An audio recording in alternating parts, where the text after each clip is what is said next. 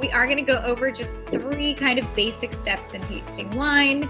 But of course, this is not going to be a super snobby evening. We're here to have fun, enjoy wine. And most importantly, I want y'all to figure out, do I like this wine? Do I not like this wine? Will I take another sip? Will I finish this whole bottle tonight? This is definitely a very acidic wine. And acid is a very desirable quality when we're talking about wine. Hey Michelle, what's the difference between this wine and like a Chardonnay? Yeah, the other white varietal out there. So with something like a Sauvignon Blanc, you typically are not going to see as long of an aging. Kind of a good way to look at wine and wine aging is look at the color of the glass that the wine is in. If it comes in a very clear, claret glass like y'all got your Sauvignon Blanc in tonight, that's usually a great indication that this is not something you need to age for a long time. The color in the glass is actually there to protect the wine. So that's why you'll see Chardonnays, why you see red wines in that antique green is the color that it's always in.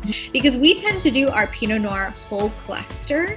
So a lot of times you'll get what's called, and this is a very scientific term, so I hate to use it, but carbonic maceration.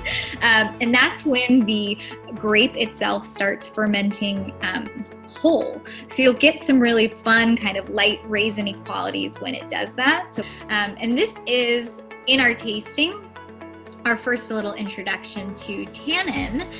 So tannin is that little bit of dry quality you feel on the inside of your cheeks, on the tip of your tongue. It's a little bit of fuzziness almost. And that comes from the skins, the seeds, and the stems of grapes. And that's really just kind of an indication of what we're getting into with this glass of wine. So if we were gonna have a really sweet, syrupy wine, those legs would be thick, they would be falling really slowly. And if we were having a very alcohol-heavy wine, because alcohol evaporates so quickly, you'd be seeing those legs for little flashes, they'd be stringy, they'd be thin. And this to me lets me know that this glass of wine we're about to have is pretty balanced. This is a perfect wine to do with desserts because anything that's got some sweetness to it is really gonna kind of guide this wine. Michelle, I have a question about temperature.